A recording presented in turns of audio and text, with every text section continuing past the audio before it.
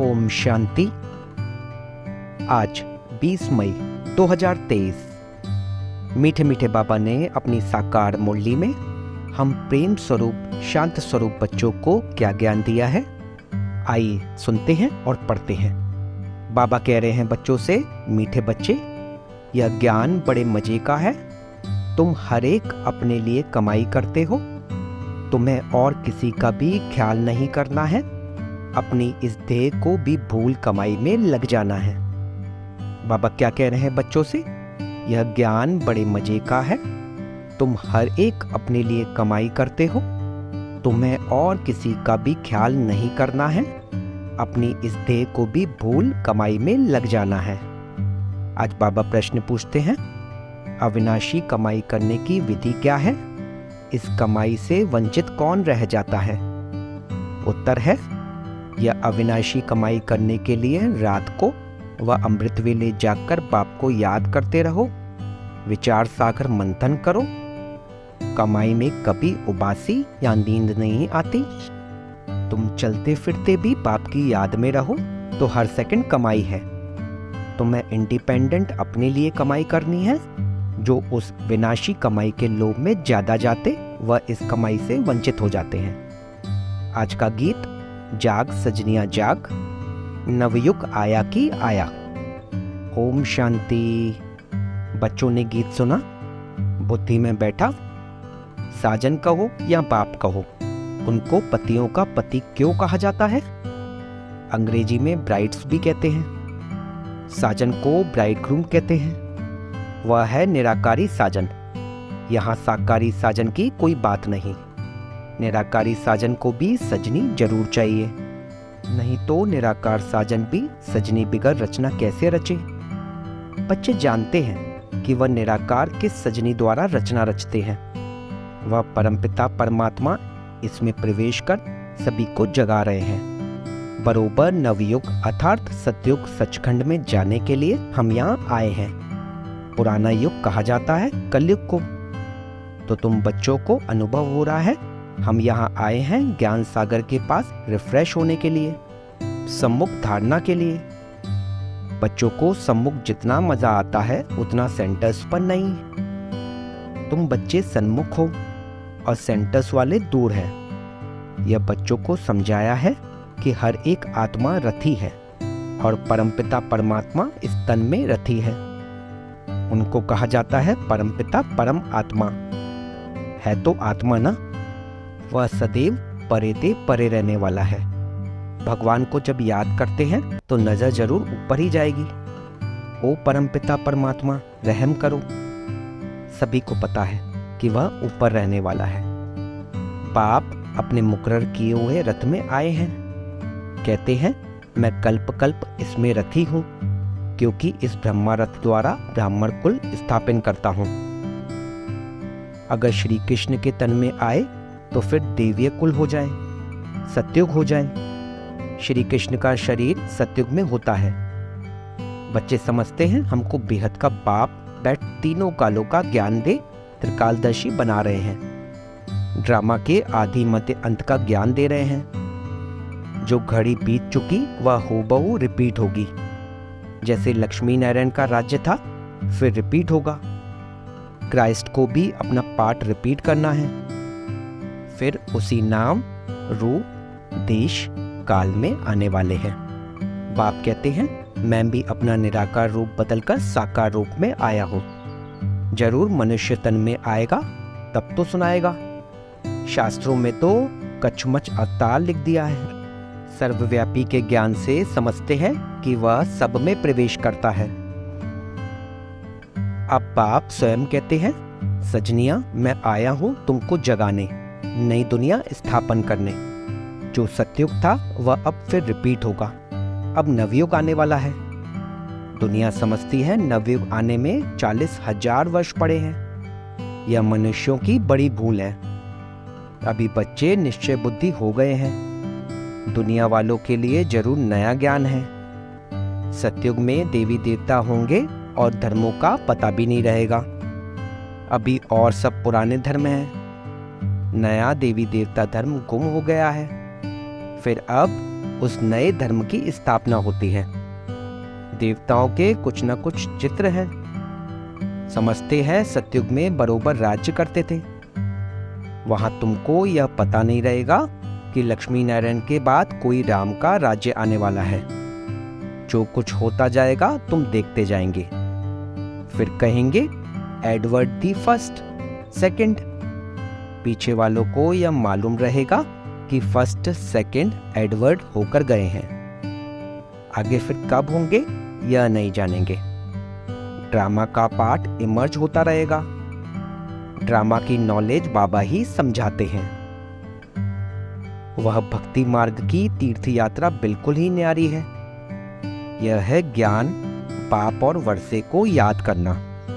अभी तुम जानते हो सतयुग में इतना समय राज्य होगा, फिर त्रेता में राम सीता राज्य करेंगे।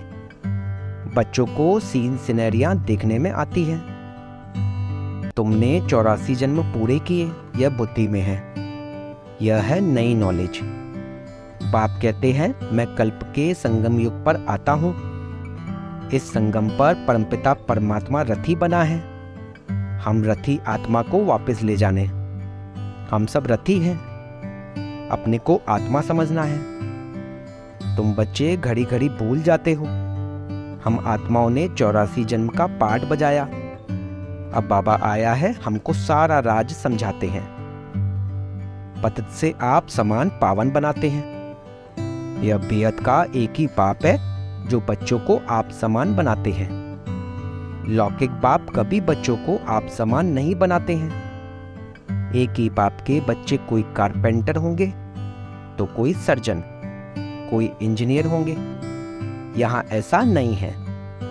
यहाँ तुम सभी मनुष्य से देवता बनते हो। तुम बैरिस्टर, सर्जन आदि नहीं बनते हो। तुम जानते हो परमपिता परमात्मा हमको पढ़ाते हैं, जिससे हम पढ़कर सो देवता बनते हैं। ऐसा स्कूल कहाँ भी नहीं देखा होगा जो सब कहें हम सो देवता पद पाने लिए पढ़ रहे हैं। दिन प्रतिदिन वृद्धि होती रहती है, फिर मकान भी वृद्धि को पाते जाएंगे। बच्चों का प्रभाव निकलेगा तो बहुत बुलाएंगे। यहाँ आकर हमको मनुष्य से देवता बनाने का राजयोग सिखाओ। बहुत वृद्धि होती जाएगी। बाप फिर भी बच्चों को कहते हैं रात को अथवा अमृत वेले जागो, इसमें बहुत कमाई है। मनुष्य जो बहुत कमाई करने के शौकीन होते हैं उनको रात को भी ग्राहक मिल जाते हैं तो जागते हैं। मनुष्य को संपत्ति 24 घंटे मिल जाए तो अपनी नींद भी फिटा देते हैं। कमाई में फिर नींद नहीं आती। कमाई नहीं होती तो फिर उबासी नींद आ जाती है। कमाई में बहुत खुशी होती है। पैसे बढ़ाने का ही मनुष्य प्रयत्न करते हैं कि हम सुखी रहें। बाकी पेट तो एक पाव रोटी ही मांगता है। तुम बच्चों को इस दुनिया में ममत्व नहीं रखना है। ज्यादा लोभ में नहीं जाना है। उसमें भी बुद्धि योग भागता है, फिर अविनाशी कमाई से वंचित हो जाते हैं। नहीं तो इस कमाई का बहुत ख्याल रखना है। तुम्हारी कमाई सेकंड बाय सेकंड है। फिर अगर चलते फिरते बाप को याद करो तो बहुत भारी कमाई है। और कमाइयाँ ऐसे चलते फिरते होती हैं क्या? यह तो वंडरफुल कमाई है। इंडिपेंडेंट अपने लिए कमाई करते हो। लौकिक बाप को बच्चों का ख्याल रहता है, बच्चे सुखी रहें, खाते रहें।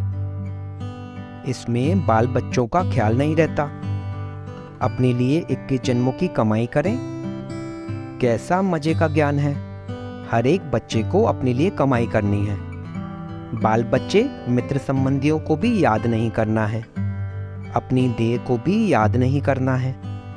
बाबा को भले इस देह में आना पड़ता है, परंतु है तो देही अभिमानी।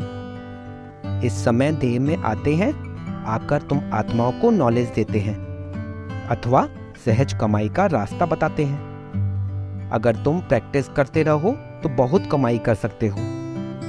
बाबा भी प्रैक्टिस करते हैं। बाप को याद करें तो आदत पड़ जाती है। अपने को भूल शिव बाबा याद रहता है, क्योंकि शिव बाबा की इसमें प्रवेशता है। यह बाबा समझता है मैं ब्रह्मांड का मालिक हूँ। लौकिक बाप के बच्चे को रहता है ना कि हम बाप की मिल्कियत के हकदार हैं, तो इस ब्रह्मा बाबा को भी रहता है कि हम ब्रह्मांड के मालिक हैं। बाबा की प्रवेशता है ना, तो वह नशा रहता है, हम ब्रह्मांड के मालिक हैं, प्रॉपर्टी का भी मालिक हूँ।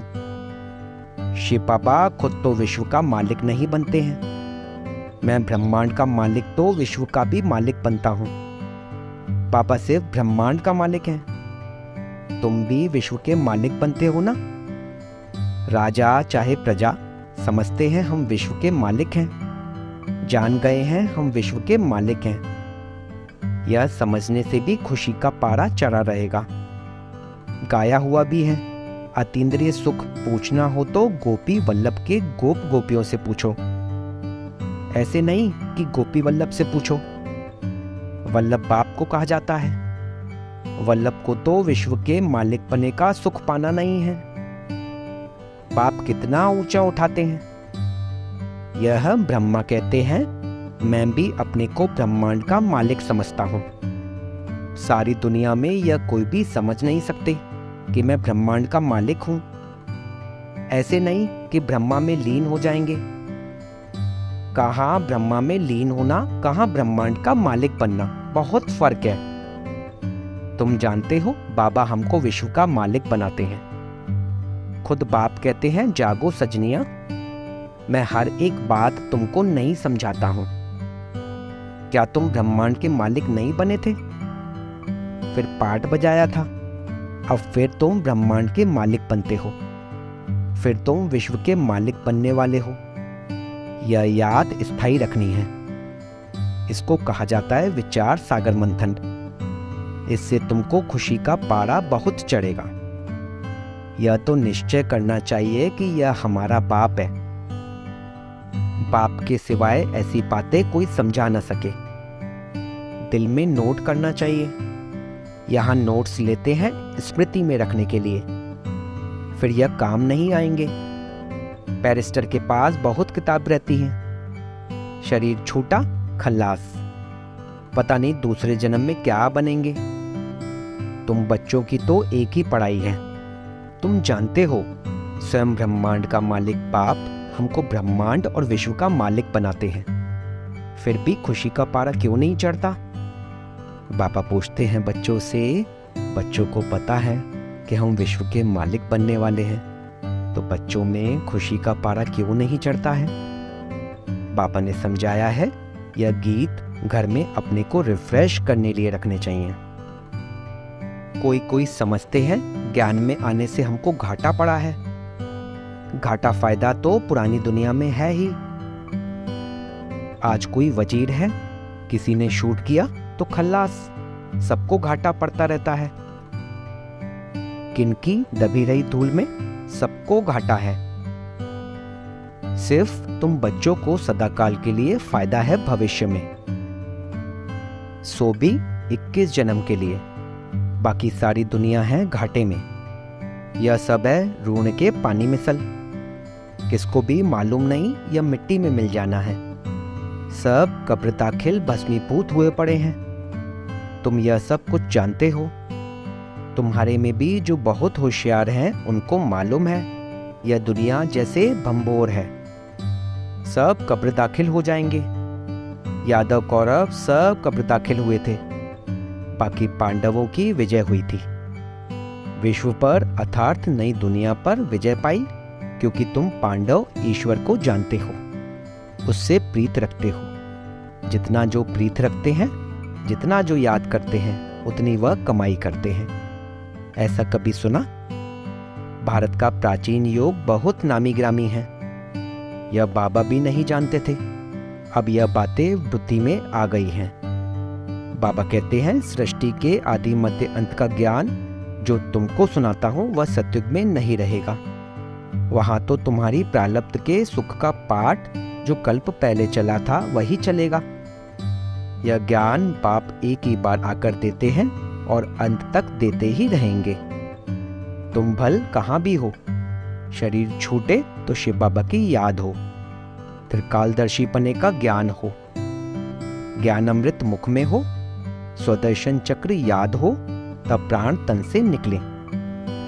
कहाँ वह भक्ति मार्ग की कहावत, कहाँ यह ज्ञान की बातें। मनुष्य जब मरने पर होते हैं तो हाथ में माला देते हैं, कहते हैं राम राम कहो तो सदगति हो जाएगी। परंतु राम कौन है, कहाँ है, कोई जानते नहीं। कोई राम को, कोई हनुमान को याद करते हैं। अनेकों को याद करना, इसको भक्ति कहा जाता है। अब तुम एक को ही याद करते हो, जो तुमको ज्ञान दे, तुम्हारी सदगति करते हैं। अच्छा, मीठे मीठे सिकिलते बच्चों प्रति माता पिता बाप दादा का याद प्यार और गुड मॉर्निंग। रूहानी बाप की रूहानी बच्चों को नमस्ते।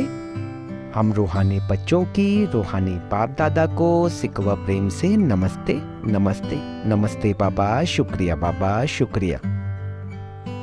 धारणा के लिए मुख्य सार: स्थायी खुशी में रहने के लिए विचार सागर मंथन करना है।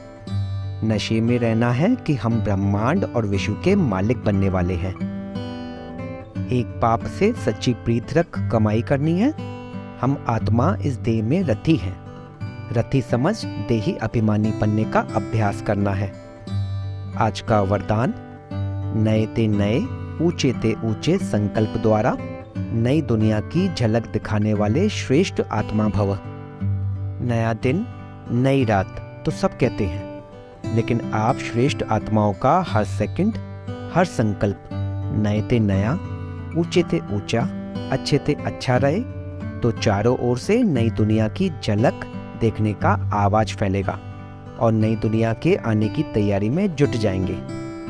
जैसे स्थापना के आदि में स्वप्न और साक्षात्कार की लीला विशेष रही, ऐसे अंत में भी यही लीला प्रत्यक्षता करने के निमित्त बनेगी। आज का स्लोगन: मायाजीत बनना है तो एक बाप को ही अपना कंपेनियन बनाओ और उसी की कंपनी में रहो। मायाजीत बनना है तो एक बाप को ही अपना कंपेनियन बनाओ और उसी की कंपनी में रहो। ओम शांति, ओम शांति, ओम शांति।